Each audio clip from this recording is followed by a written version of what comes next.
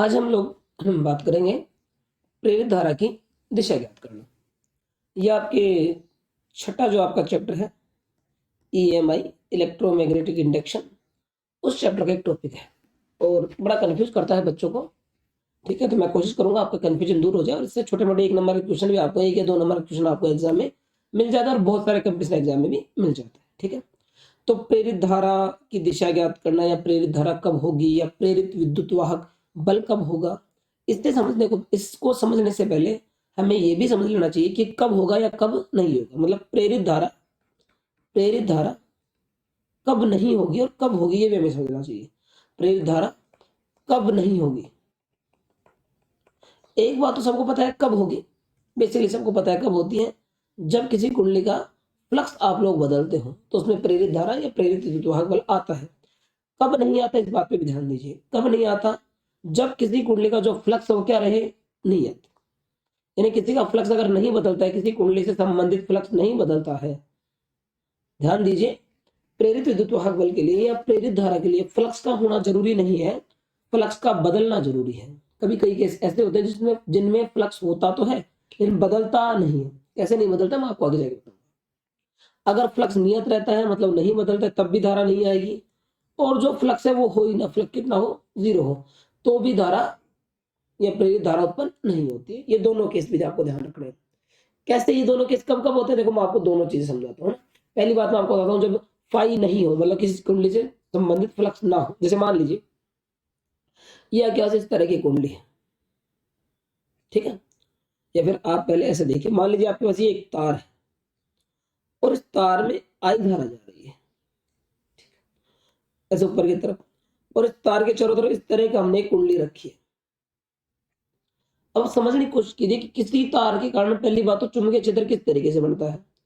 इसको समझने के लिए आपको पता होगा, आप लोगों ने पढ़ा होगा दाएं हाथ के अंगूठे का नियम। किसी तार के लिए अगर इस तरह धारा बह रही तो तार के लिए चुंबकीय क्षेत्र ऐसा बनेगा, ऐसा, इस तरीके से। अगर ऐसा चुंबकीय क्षेत्र बनता है, यानी इसके अंदर जो चुंबकीय क्षेत्र बन रहा है ऐसा बन रहा है, ऐसा चुंबकीय क्षेत्र बनता है।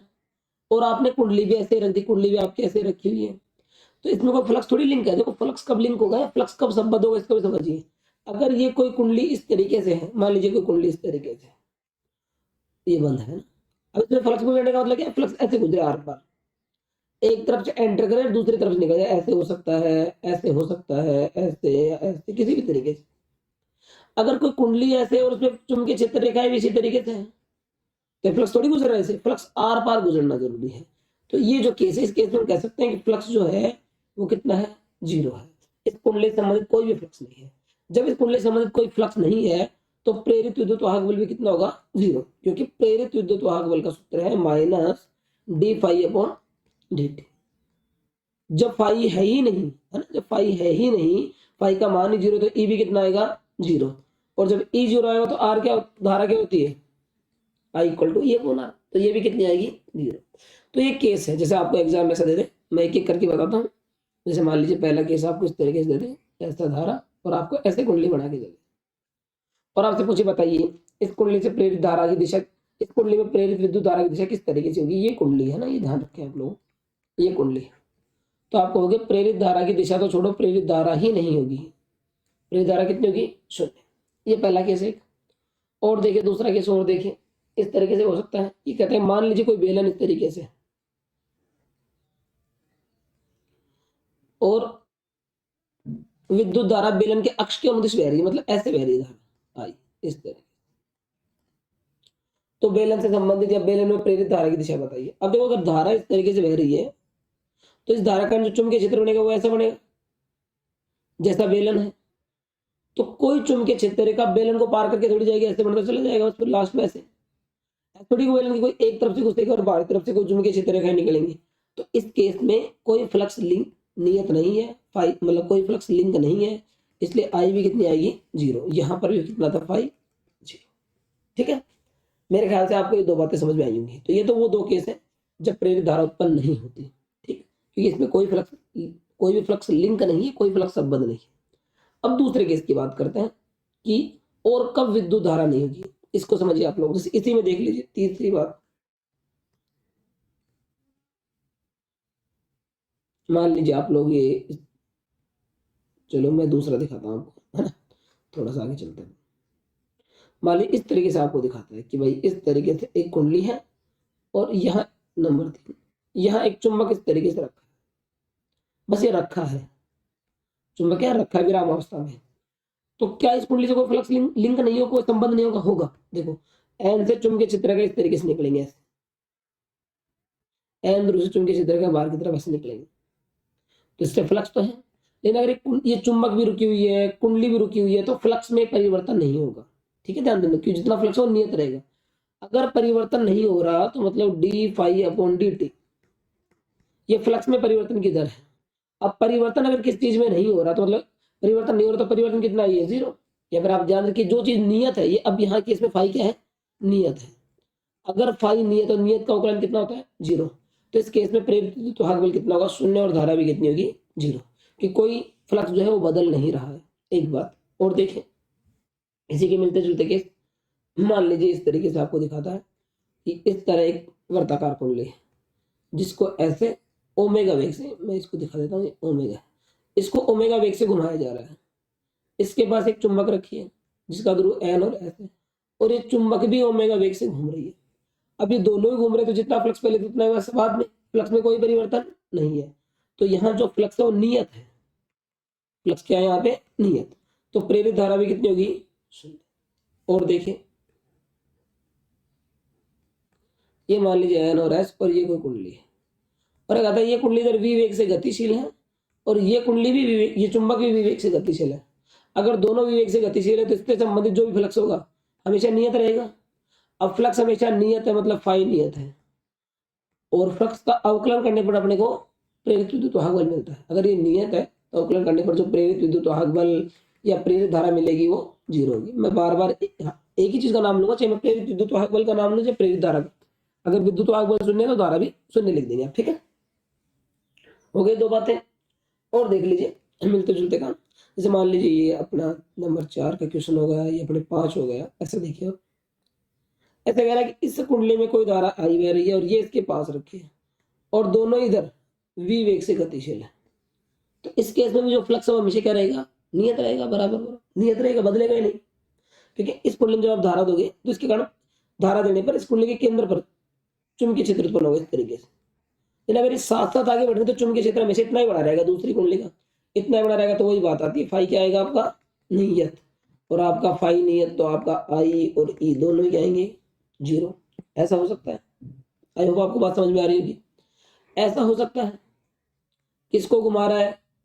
मान लीजिए इसको घुमा रहा है ओमेगा वेग से, इसमें धारा दे रहा है और ये भी ओमेगा वेग से घूम रही है। तो इस केस में फाई क्या होगा? नियत, और जो ई और आर है उसका मान कितना आएगा आपके पास? 0। ठीक है, और एक दो केस और देख लीजिए, फिर बाद में आगे चलता है। ऐसा कई बार कर देते हैं कि इस तरह का कोई चुंबकीय क्षेत्र है, क्रॉस से दिखा सकता है, डॉट से दिखा सकता है। ठीक है, ये जरूरी नहीं क्रॉस से दिखाए। मान लीजिए इस तरह का कोई चुंबकीय क्षेत्र, और इस तरह के चुंबकीय क्षेत्र में मान लीजिए ये कोई एक आयताकार लूप रखी है, और ये कहता है लूप इस तरीके से वी वेग से गति कर रही है। अब देखिए जितनी आगे बढ़े, मान लीजिए थोड़ी देर बाद आपकी जो लूप थी चलकर यहाँ आ गई, थोड़ी देर बाद मान लीजिए इसी को मैं यहाँ दिखा रहा हूँ, थोड़ी देर बाद चलकर यहाँ आ गई, सॉरी यहाँ से। तो एक बात देखिए, जितनी ये इस चुंबकीय क्षेत्र से बाहर निकली उतनी चुंबकीय क्षेत्र में और आ गई। तो चल जरूर रही, लेकिन चुंबकीय क्षेत्र थोड़ी बदल रहा है इसका। चुंबकीय क्षेत्र नहीं बदला मतलब चुंबकीय फ्लक्स नहीं बदला, फ्लक्स हमेशा नियत है, और फ्लक्स हमेशा नियत है। तो इस केस में भी जो प्रेरित धारा आएगी कितनी आएगी? 0। क्योंकि क्योंकि जो फ्लक्स है वो क्या है? हमेशा नियत है। इस केस में भी प्रेरित धारा जो होगी 0 होगी, क्योंकि ध्यान रखिए बार बार, प्रेरित धारा तभी उत्पन्न होती है जब किसी का फ्लक्स परिवर्तित होता है, ना कि होता है। परिवर्तित होता है तब, है ना। फ्लक्स होने से कभी प्रेरित धारा नहीं आती। प्रेरित धारा का मेन कारण क्या है? फ्लक्स में परिवर्तन होना, ना कि फ्लक्स का होना। ठीक है, इस बात पे आप हमेशा गौर करेंगे। और ऐसे बहुत सारे केस हो सकते हैं। इसी मान लीजिए कोई वर्ताकार कुंडली ऐसे रख दो और कह रहे इसको घुमा रहे हैं, घुमाते रहो, घुमा लीजिए इसके अंदर, कुंडली को बात करो, है ना, कुंडली की बात करो, तो प्रेरित धारा जो है कितनी आएगी? 0 ही आएगी। ठीक है, तो ये तो वो केस है जब प्रेरित धारा कितनी होती है? 0 होती है। अब हम आगे चलते हैं कि जब होती है तो किस दिशा में होती है। ठीक है, अब इसके लिए आप थोड़ी सी एक चीज को समझेंगे कि प्रेरित धारा की जो दिशा है उसको ज्ञात करने के हमारे पास दो नियम है। एक है हमारे पास फ्लेमिंग का दाएं हाथ का नियम, Fleming right hand rule, Fleming right hand rule, Fleming right, sorry, ठीक है ना, फ्लेमिंग राइट हैंड, फ्लेमिंग के दाएं हाथ का नियम धारा के लिए, ठीक है। एक तो ये है अपने पास, और एक अपने पास है जो सबसे बढ़िया काम करता है, ज्यादा काम, जिसको आप ज्यादा समझेंगे, वो है लेंज का नियम। सॉरी, सही नहीं लिख पा रहा हूं मैं, लेंज का नियम, लेंज का नियम। दोनों में आप क्लियर कर लीजिए, पहले नियम क्या है, फिर ये जब नियम क्लियर होंगे तभी आप प्रेरित धारा की दिशा निकाल पाएंगे, ये बात है हर की। फ्लेमिंग के दाएं हाथ का नियम क्या कहता है कि दाएं हाथ को इस तरीके से फैलाया जाए कि उंगली, मध्यमा व अंगूठा तीनों एक दूसरे के लंबवत हो ना। तो अंगूठा अगर चालक की गति को, चालक की गति, ठीक है, या फिर अब चालक पर जो बल लग रहा है, जिधर बल लगेगा उधर ही गति करेगा, अंगूठा चालक की गति को दिशा दिखाए, और ये आपकी जिसको उंगली को तर्जनी या इंडेक्स फिंगर बोलते हैं, ये चुंबकीय क्षेत्र को दिखाए। तो ये जो मध्यमा या मिडिल फिंगर जो आपकी है, ये किसको दिखाएगी, हमेशा प्रेरित धारा को, या आप समझ सकते हैं धन आवेश की गति को, कि धन आवेश की गति को हम धारा की दिशा लेते हैं। एक नियम तो ये है, आपने पढ़ा होगा, मैं नियम यहाँ नहीं पढ़ा रहा हूँ, नियम आपका पढ़ा हुआ होगा, मैं ये मान के चल रहा हूँ, ठीक है, नियम पढ़ाने का अलग बात है, मैं फिलहाल आपको बता रहा हूँ ऐसा एक नियम है जो आपने पढ़ा है। आपको नियम में भी दिक्कत हो तो आप कमेंट करना, मैं नियम भी आपको बहुत अच्छे तरीके से समझा दूंगा, ठीक है। फिर भी हम कई बार बच्चों को याद करने के लिए बोलते हैं कि भाई ये अंगूठा, ये तर्जनी और ये प्रेरित धारा, तो मैं कई बार बच्चों को बोलता हूँ फादर मदर आई। फादर मतलब बल, जिधर बल लगे उधर चालक गति करेगा, एम मदर यानी मैग्नेटिक फील्ड, और आई मतलब करंट, तो फादर मदर आई, आप ऐसे याद रख सकते हैं, और भी इसके तरीके हैं याद करने के। दूसरा है लेंज का नियम। लेंज का नियम क्या कहता है कि प्रेरित धारा हमेशा क्या करती है, अपनी उत्पत्ति के कारण का विरोध करती है, विरोध करती, ठीक, इस बात पे आप लेके चलिए, ज्यादा काम करेगा, कि जिसने उसको उत्पन्न किया, जिस कारण उत्पन्न हो रही है हमेशा उसके उल्टा चलेगी, वो आप ऐसे याद रखिए, जिस कारण उत्पन्न हो रही है उस कारण ये उल्टा करेगी, ठीक है। जैसे मैं आपको सपोज कुछ बातें आपको बताता है कि आपको सुविधा हो आगे जाए। अगर कहीं पर किसी भी कुंडली का चुंबकीय क्षेत्र बढ़ रहा है या चुंबकीय फ्लक्स बढ़ रहा है, तो प्रेरित धारा उसको घटाने की कोशिश करेगी, सिंपल बात है। अगर किसी कुंडली का चुंबकीय क्षेत्र घट रहा है, तो ये क्या करेगी, उसको बढ़ाने की कोशिश करेगी, अगर घट रहा है तो बढ़ाने की कोशिश करेगी, बढ़ रहा है तो घटाने की कोशिश करेगी, ठीक है। इस बात को आप थोड़ा सा याद रखिए, जब मैं आपको क्वेश्चन करूंगा तो आपको ये और भी क्लियर हो जाएगा, ठीक है। चलिए देखते हैं क्वेश्चन किस तरीके से इसके ऊपर है ना, वही आपको क्लियर करेंगे। देखिए थोड़ा सा मैं एक दो बना लेता हूँ, मेरे को स्लाइड की जरूरत पड़ेगी, डुप्लीकेट स्लाइड, ठीक है। देखिए किस तरीके से, जैसे मान लीजिए एक मैं छोटा सा क्वेश्चन लेता हूँ, कोई तार है जिसमें धारा आई बह रही है, ठीक है, और ये आई समय के साथ बदल भी रही है, ये भी ध्यान रखेंगे, आई क्या है, समय के साथ साथ बदल रही है, और मान लीजिए समय के साथ साथ का मान बढ़ रहा है, ये जो आई है वो बढ़ती हुई है, ठीक है, ध्यान देने की बात। अब यहां हमने कोई कुंडली रख दी, अब आपसे पूछेगा इस कुंडली में प्रेरित धारा की दिशा बताइए, थोड़ा सा आप लोग क्लियर कीजिए, देखिए समझिए, मैं यहाँ एक साइड में आपको समझाता हूँ एक बार, कि अगर किसी तार में से धारा बह रही है तो तार के अंदर चुंबकीय क्षेत्र बढ़ेगा, और दाएं हाथ के अंगूठे के नियम के अनुसार इस तरफ तो बढ़ेगा चुंबकीय क्षेत्र अंदर की तरफ, और इस तरफ बढ़ेगा चुंबकीय क्षेत्र बाहर की तरफ। अब यहां आपने कुंडली रख दी, तो आपकी जो कुंडली रखी है, जब पहले रखी थी, जब धारा नहीं बह रही थी, तो इसमें कोई चुंबकीय क्षेत्र नहीं था, लेकिन जैसे जैसे आप इसमें धारा आई तो इसमें चुंबकीय क्षेत्र जो बड़ा अंदर की तरफ वो बढ़ने लगा, कौन सा चुंबकीय क्षेत्र बढ़ने लगा, अंदर की तरफ बढ़ने वाला। अब मैंने क्या कहा, ये इसका विरोध करना चाहती है, क्या करें, इसका विरोध। अगर ये चुंबकीय क्षेत्र इसके अंदर की तरफ बढ़ रहा है तो विरोध में क्या बढ़ाना चाहिए, खुद बाहर की तरफ। अब अगर कुंडली बाहर की तरफ चुंबकीय क्षेत्र कैसे बढ़ाए, बताओ कैसे बढ़नी चाहिए धारा, आप लगाओ दाएं हाथ के अंगूठे का नियम, अगर आपकी उंगलियां धारा की दिशा को दिखाएंगी तो अंगूठा किसको दिखाएगा, चुंबकीय क्षेत्र को, अंगूठा चुंबकीय क्षेत्र को दिखाएगा तो उंगलियां किसको दिखाएंगे, धारा को, ठीक है। थोड़ा सा इस तरह याद रखिए, ये अंगूठा धारा को दिखाएगा तो उंगलियां चुंबकीय क्षेत्र को, एकदम उल्टा सीधा है। तो अगर आप चाहता हूं चुंबकीय क्षेत्र बाहर की तरफ बढ़े, तो बाहर की तरफ चुंबकीय क्षेत्र कब बढ़ेगा, जब इसमें धारा ऐसे बहेगी। आप अपना इस जो डायग्राम आपको दिख रहा है स्क्रीन पर, इसके ऊपर आप अपना दाएं हाथ की उंगली मोड़ कर रखिए, जब आपकी उंगलियां इस तरीके से है, इस तरीके से आपकी उंगलियां, तो आपका अंगूठा स्क्रीन से बाहर की तरफ आ रहा होगा, तो कैसे बढ़ाना चाहिए कि बाहर की तरफ, तो बाहर की तरफ बढ़ाने के लिए हमेशा कैसी बढ़ेगी धारा को, इस तरह की। और ये क्या है, अगर आप ध्यान देंगे तो एंटी क्लॉक वाइज, यानी कि बोले तो वामावर्त, ठीक है। तो इस केस में धारा जो आएगी कैसे आएगी, एंटी क्लॉक वाइज आएगी, वामावर्त आएगी। मेरे ख्याल से इस बात को आप समझ रहे होंगे, ठीक है। और देखिए इसी में ये एक क्वेश्चन हुआ, उसी में आप और देखिए यही क्वेश्चन है। और ये जो आई है वो कैसी है, मान लीजिए घटती हुई, आई घटती हुई है और वही कुंडली बनी है। अभी भी जो आपका ये तार इधर चुंबकीय क्षेत्र की तरफ बढ़ाएगा, अंदर की तरफ ही बढ़ाएगा, लेकिन अब जो है उससे कम हो रहा है, तो कुंडली क्या करे, कम हो रहा है, तो मैंने क्या कहा उसी को बढ़ाने की कोशिश करेगी वैसा ही, क्योंकि वो चाहती नहीं कम हो। तो कम को बढ़ाने के लिए क्या करना पड़ेगा, उसी दिशा में, जैसा चुंबकीय क्षेत्र, जैसा चुंबकीय क्षेत्र तार बना रहा था वैसा ही चुंबकीय क्षेत्र कुंडली बनाएगी। अंदर की तरफ चुंबकीय क्षेत्र बनाने के लिए कुंडली में कैसे धारा होनी चाहिए, इस तरीके से। देख रहे हो आप, दक्षिणावर्त जब ऐसे बहेगी धारा तब इसमें अंदर की तरफ चुंबकीय क्षेत्र बनेगा, और जब ऐसे चुंबकीय क्षेत्र कैसे बढ़ता था, बाहर की। अगर धारा घट रही है तो देखो सेम काम है, ये धारा बढ़ रही है तब आपका आंसर ऐसा आया, धारा घट रही, धारा की दिशा वही है लेकिन अब घट रही है तो उसको बढ़ाने की कोशिश करेगी, तो आपका आंसर ऐसा आएगा, जिसको हम बोलोगे क्लॉकवाइज, क्लॉकवाइज, ठीक है।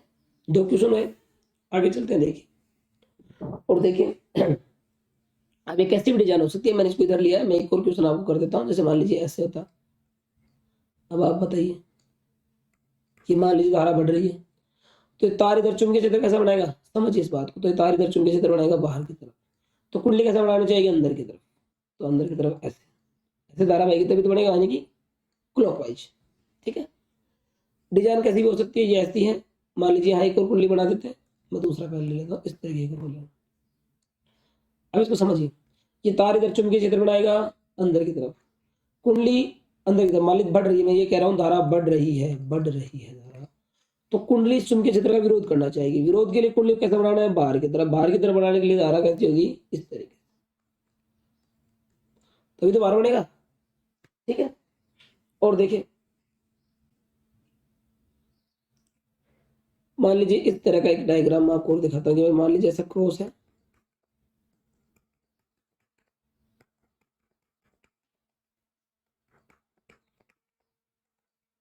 और इसके अंदर इस तरह की कुंडली रखी है, यस, और आपसे कह रहा है कि इस कुंडली को बाहर की तरफ खींच रहा है विवेक से।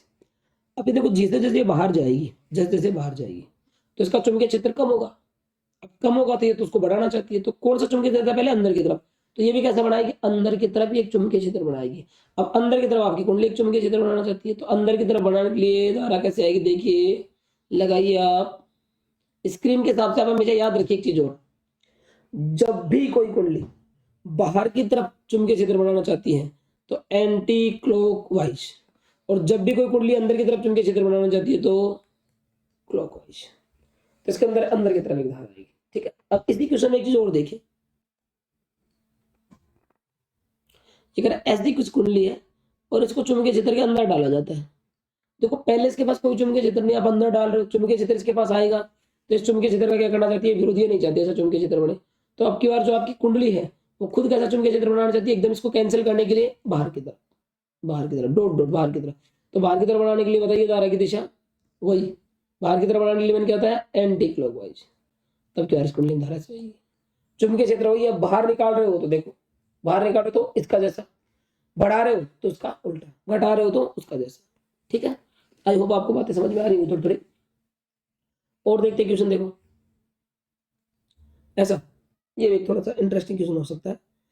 ऐसी एक कुंडली है और मान लीजिए ऐसा ऐसे कह रहा है ये कि एक त्वरित इलेक्ट्रॉन पुंज है, ऐसे गति कर रही है,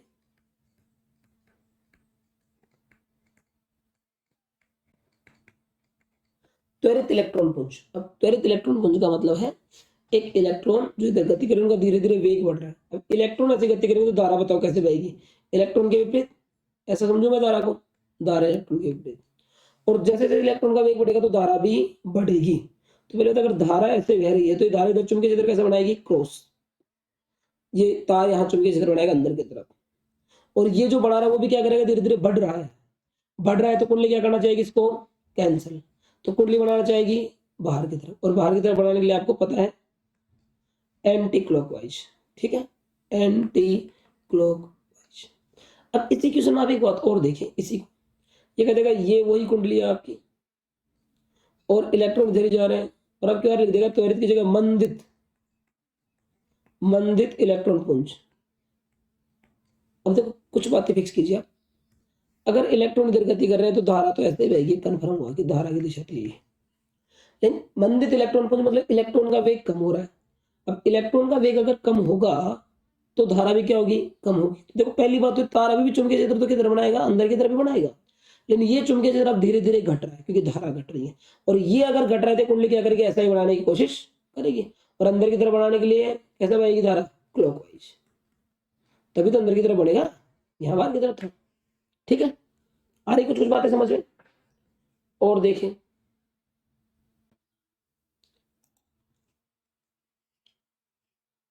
ये देखिए इस तरीके से, ये आपके बुक में भी एक क्वेश्चन है कि इस तरह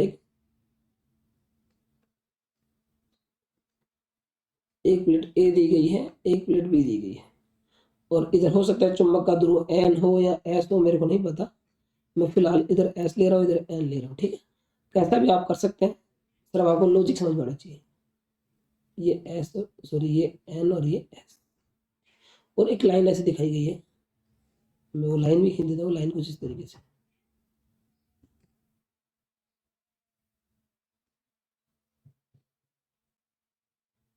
कुछ इस तरीके से, इस लाइन का भी अपने आप में एक मतलब है, और ये बिल्कुल ऐसे ही, ध्यान देने की बात को, ये ऐसे ही लाइन ऐसे।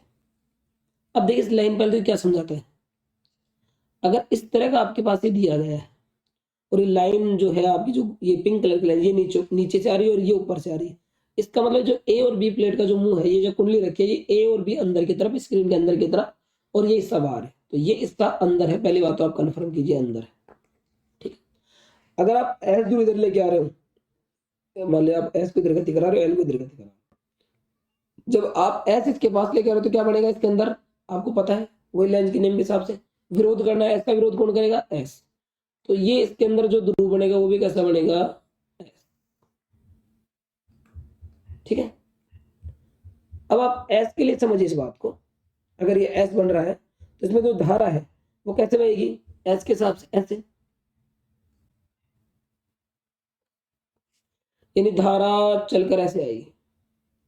अगर धारा चलकर ऐसे ही ए से बी की तरफ, धारा किधर चली, मैं दिखा देता हूं ऐसे, धारा चली ए से बी की तरफ, पूरा सर्किट धारा चलती है, अब धारा ए से बी की तरफ चली तो इलेक्ट्रॉन कैसे चले, ए से बी की तरफ, समझो मेरी बात को, धारा चली बी से ए की तरफ तो इलेक्ट्रॉन चले ए से बी की तरफ। अब जब ये आपकी जो इलेक्ट्रॉन है, आपके जो इलेक्ट्रॉन है, ये दिख रहा है धारा का, मैं दिखा देता हूँ दोबारा, धारा ऐसे है ना, धारा ऐसे, धारा से, तो आपके इलेक्ट्रॉन ए से चलकर बी पर आए, क्योंकि इलेक्ट्रॉनों की जो गति है धारा के विपरीत होगी। अब जब इलेक्ट्रॉन ए से चलकर बी पर आए तो मतलब ए से तो इलेक्ट्रॉन चले गए, और जो ए से इलेक्ट्रॉन चले गए, जिससे इलेक्ट्रॉन चले जाते उस पर कैसा आवेश बचता है, पॉजिटिव, और इस पर कैसे बचेगा फिर नेगेटिव, क्योंकि इसके पास इलेक्ट्रॉन आ गए। ठीक है, सिंपल सी बात है, तो ए पर पॉजिटिव और बी पर नेगेटिव। ठीक, आप ऐसे भी समझ सकते हैं कि धारा से मतलब धन आवेश ऐसे गति किया, धन आवेश गति करके आ गया तो इस पर पॉजिटिव और इस पे पर नेगेटिव, ये आपके बुक में भी क्वेश्चन है। ठीक है, और देखिए एक मान लीजिए इस तरीके से रखिए और एक ऐसे, और मान लीजिए इसमें धारा ऐसे बह रही, और ये आपको बाकायदा यहाँ से आंख वाँख भी बना कर देगा एग्जाम में, कि मान लीजिए ऐसे एक आंख है आपकी, ठीक, और ये कह रहा है कि ये जो है ना, ये जो आपकी है ये गति कर रही है वी वेग से इस तरह। अब देखिए ये जब गति करेगी, जब ये गति करेगी, इसमें धारा दिखा दी, ये धारा इसमें आई, आपको इतना तो पता होगा जब भी किसी कुंडली में धारा बहती है तो उसके कारण चुंबकीय क्षेत्र बनेगा ऐसा। अब जब ये इससे दूर जा रही है, दूसरी की बात कर रहा हूं मैं, जब ये आपकी ये जो भी है 2 नंबर से, ये जब दूर जा रही है तो इसका चुंबकीय क्षेत्र कम होगा, कम होगा तो जैसा चुंबकीय क्षेत्र पहला था वैसे ही बढ़ाने की कोशिश करेगी। अब पहले इसके पास जो चुंबकीय क्षेत्र था किसके कारण था, इसके कारण, तो ऐसा ही तो बनाना चाहिए कि जैसा इस पहली कुंडली में पहले था, पहली कुंडली का कारण था, तो पहली कुंडली का जैसे चुंबकीय क्षेत्र बनाने के लिए धारा वैसी ही बढ़ानी पड़ेगी जैसे पहली में बह रही है, तो आप ऐसा कर दोगे इसको। ठीक है, और अगर इसके हिसाब से देखें हम, अगर इसको माने तो ये एंटी क्लॉकवाइज होगी। ठीक है, क्या होगी, एंटी क्लॉकवाइज। ठीक, अच्छा, और देखिए इसी चीज में एक और क्वेश्चन, मान लीजिए ये इस तरीके से और ये दूसरे इस तरीके से, और आपसे कहें कि इसमें कोई धारा आई बह रही है और इसकी जो ये जो आई है इस समय के साथ साथ क्या कर रही है, बढ़ रही है, गति कोई नहीं कर रहा, बस आई बढ़ रही है, आई जो आपकी है वो बढ़ रही है। अब आई धीरे धीरे बढ़ेगी तो इसके कारण यहाँ जो चुंबकीय क्षेत्र बना है वो भी धीरे धीरे बढ़ेगा। अब बढ़ेगा तो ये क्या करेगी, विरोध, मतलब इसका उल्टा बनाने की कोशिश करेगी। तो विरोध के लिए इसकी उल्टी धारा चाहिए, इस तरह की, सॉरी ये आप कैसे थे, तो जैसे इसमें बह रही है उसके एकदम विपरीत, तभी इसका विरोध हो पाएगा। तो आप इसको बोल सकते हो क्लॉकवाइज। ठीक है, और भी आपको बहुत सारे क्वेश्चन मैं आपको दिखा सकता हूँ, मैंने काफी क्वेश्चन आपको बताए हैं, आई होप आपको बातें समझ में आई होंगी। फिर भी अगर किसी क्वेश्चन से रिलेटेड कोई डाउट रह जाए तो आप कमेंट बॉक्स में कमेंट कर सकते हैं। ठीक है।